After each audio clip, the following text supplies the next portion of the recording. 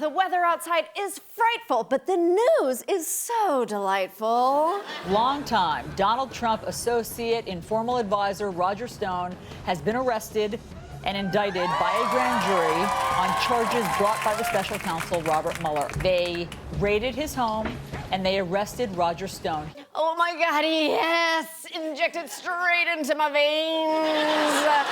By the way, the FBI actually had to do their raid early in the morning because that's exactly when Roger Stone gets back into his coffin for the day. Of course, you may know Roger Stone from his work as a Republican operative, his Bond villain outfits, or perhaps his Richard Nixon back tattoo. You know it's bad when you get a picture of Richard Nixon on your body, and it is an improvement. Stone was arrested for lying to Congress about the fact that he communicated with WikiLeaks and was asked to do so by someone in the Trump campaign. The cover-up is the crime. He would have known that if he'd asked his tattoo. Stone also got a witness tampering charge for telling his alleged co-conspirator, professional radio host and Dennis Quaid's picture of Dorian Gray, Randy Credico, to, quote, do a Frank Pentangeli before the House Intelligence Committee so their stories lined up. Now, if you're not familiar, Frank Pentangeli is a character in The Godfather Part 2 who lies to Congress. Oh my God. Of course, Roger Stone loves The Godfather. He thinks he's Robert Duvall, but he's actually the horse.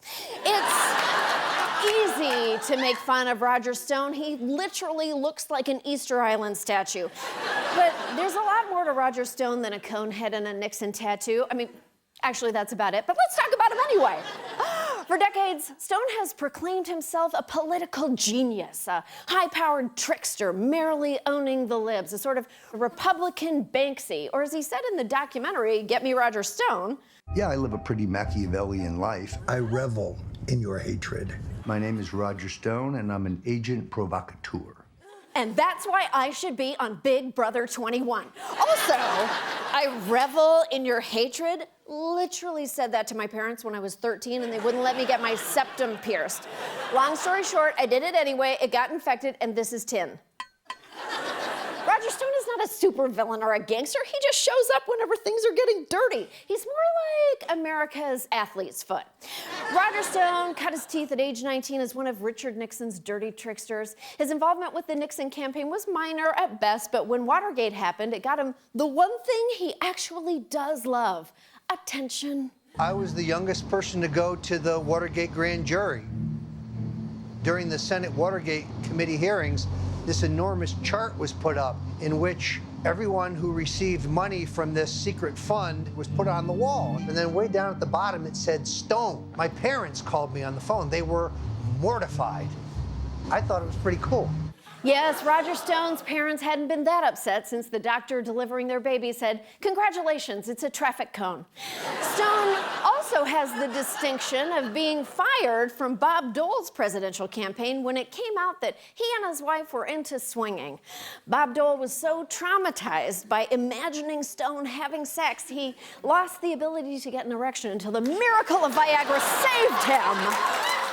In his book, Stone even claims credit for stopping the 2000 Florida recount. I picked up the walkie-talkie and ordered Republican activists to storm the Miami-Dade County Courthouse, fomenting what became famously known as the Brooks Brothers Riot. Brooks Brothers riot? It looks more like the concession stand at a Hootie and the Blowfish concert when they run out of Houtinis. These Republican operatives yelled and screamed until the recount stopped, essentially making George W. Bush president. Though Roger Stone claims that that was his master plan, pretty much no one else agrees. George W. Bush staffer Brad Blakeman says he never saw Stone there, and that if he was there, everyone would know it because nobody can miss Roger Stone. I mean, it's true. He's gonna go to jail and no one will miss him, except, of course, Mrs. Peanut. Roger Stone loves to claim credit for awful things he probably didn't do, but there's one case where that credit might be deserved: Donald Trump. It was Roger Stone's idea for Donald Trump to run for president all 3 times, including once for realsies. Roger Stone has been part of Donald Trump's inner circle since the 1970s. In 1987, I suggested that Trump should explore a bid for the presidency. In 1999, Stone helped Donald Trump navigate his first short-lived campaign for the presidency. He always has turned to Roger, this conspiracy theorist guy, for political advice. When he started this campaign in 2015, he was the political guru for Trump. It was Roger Stone who encouraged Trump to run for president. All Roger Stone has ever wanted to be is in the center of it all, and now it's finally happened for him. Turns out it's not as fun as he thought. I think the way I was treated on Thursday is extraordinary. I think the American people need to hear about it. To storm my house with a greater force than was used to take down bin Laden or El Chapo or Pablo Escobar, to terrorize my wife and my dogs, it's unconscionable. I'm 66 years old. I don't have a valid passport. I'm not a flight risk. I can't swim. Oh, they don't teach swimming in agent provocateur school. It's taken decades of countless lies, deeply stupid acts of grandstanding, ferocious loyalty to criminals and losers, and a presumably very tired haberdasher. But now, Roger Stone is getting credit, and it's finally for shit he actually did. Congrats, Roger. Hopefully now you'll get to enjoy it from the inside of a prison. We'll be right back.